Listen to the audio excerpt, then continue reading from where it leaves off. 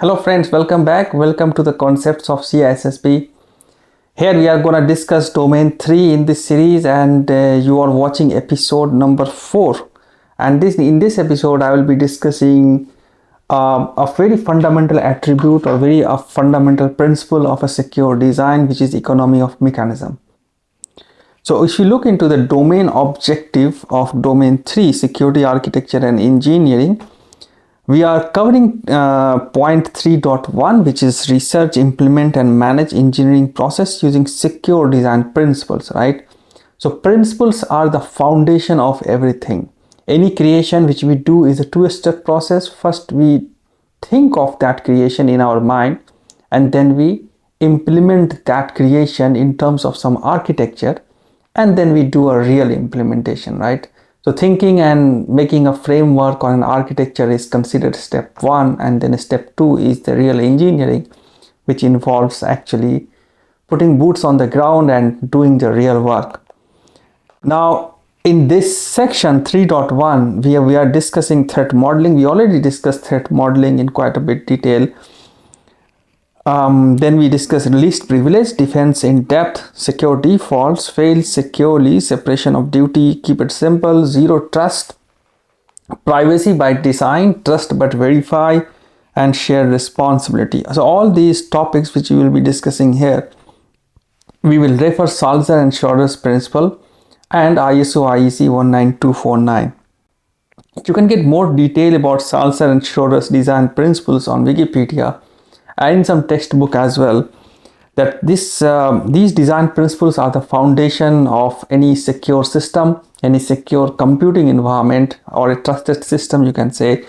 So Saltzer and Schroeder design principles are the design principle innovated by Jerome Saltzer and Michael Schroeder in their 1975 article, which is named as the protection of information in computer system, right? So this become a foundation of the later design principle which came afterwards. Now Saltzer and Schroeder design principles talks about basically 8 design principles. These are the foundation design principles, and 2 more design principles from the world of physical security that were added later on, right? So what are these design principles? So Saltzer and Schroeder's principles of secure design include economy of mechanism, which we are going to discuss in this video, then fail-safe defaults, complete mediation, open design, separation of privilege, least common mechanism, psychological acceptability, and the 2 more, 9th and 10th, are work factor and compromise recording. Now let's go to the economy of mechanism, right?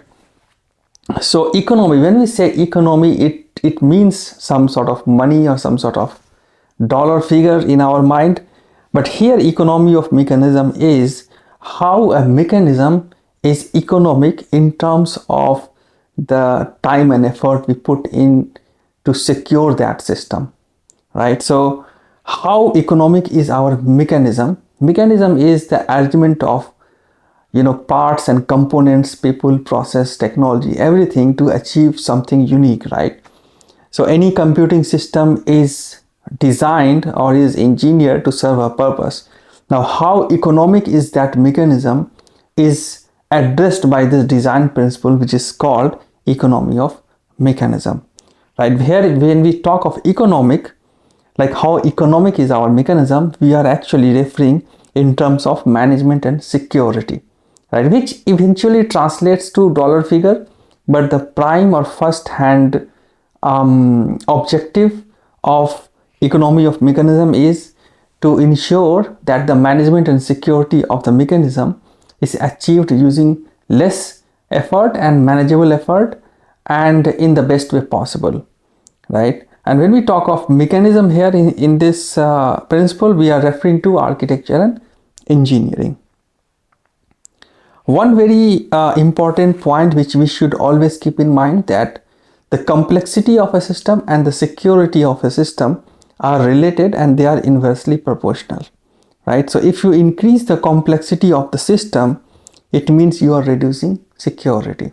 The more a system is complex, the less secure it is. from an attacker point of view, if an attacker is trying to attack a system which is very complex and very hard to understand, that is something we can think that kind of hurdle to an attacker as security by obscurity, right?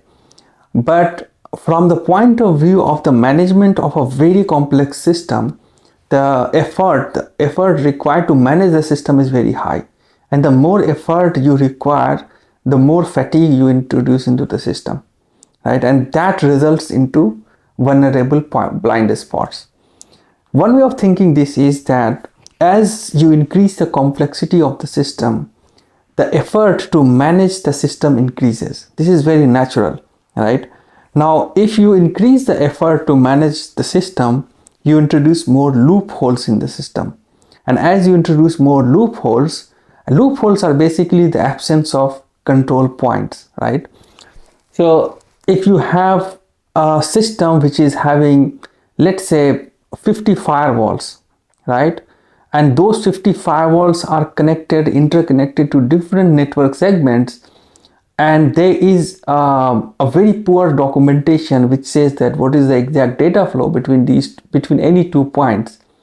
Although the system looks very complex from an outside point of view, but since we don't have enough documentation which can explain the data flow of the production or DMZ or the management systems, this introduces loopholes of understanding gap, and that can be exploited by any attacker, right? So the complexity, increasing the complexity is increasing the management effort, and increasing the management effort introduces lack of control points, which is more loopholes. Now, the more loopholes the system is, the more vulnerable the system becomes, and the increase in vulnerability is actually the increase in the attack surface area, right? So the more vulnerable a system is, the more prone it is to get attacked. Basically, increasing the attack surface area is about increasing the exposure of the vulnerability to the attacker. Now you have more exposure, so you have more risk, and when you have more risk, there are more attack vectors, and there are more attack vectors, it means there are more attacks. So this is the relationship we should always keep in mind when we discuss economy of mechanism. In a very simple term, economy of mechanism is how easy it is for someone to manage something, and how easy and effective it is to secure the system. Now, going back to our initial discussion of trusted computing base, if you can recall. Now, we will try to look into the economy of mechanism from a trusted system point of view. So we discussed about trusted system. What is a trusted system? A trusted system is a computing environment which is basically designed in a way that will achieve a baseline security. So trusted computing base is a set of hardware, software, firmware which works in cohesion to achieve the baseline security. The concept of economy of mechanism can also be understood if we think in terms of trusted computing base. So if you recall, we discussed trusted computing base as a set of hardware, software and firmware which ensures systems security, right? And we saw that the size of TCB is a reflection of how secure a system is. So if the size of TCB is less, we have a high assurance that the system is secure, right? So the size of TCB is also an indication of the economy of mechanism. Or you can say that the principle of economy of mechanism can be understood from the size of trusted computing base, right? So there the inverse relationship was between the security assurance of a system with the size of TCB. So we tried to maintain the size of TCB less to have more security assurance. The same way here we are having the complexity of the system less to have more security in the system, right?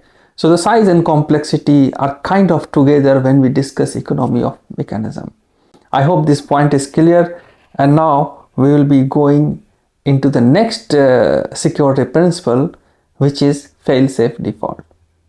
So what is fail-safe default? This is the second attribute, second design principle we are discussing. So fail-safe defaults, if you look into this principle, it says that we will allow access based on permission or based on whitelisting. So in some systems, you allow certain specific system to communicate and deny everything else. But in some situations, you allow everyone, but you blacklist certain things, right? So if you talk of the example of White House in United States or the Prime Minister office in India, there you can't have a situation where you allow everything and block some people. There you have certain specific people like the president or the prime minister and the home minister who can go into the building, and you basically deny everyone else. So this is what this is called whitelisting or allow based on permission, right? But if you take an example of airport or a shopping mall or a hospital, right, there you allow everyone, but you blacklist certain criminals or certain people, right? So there the philosophy is different.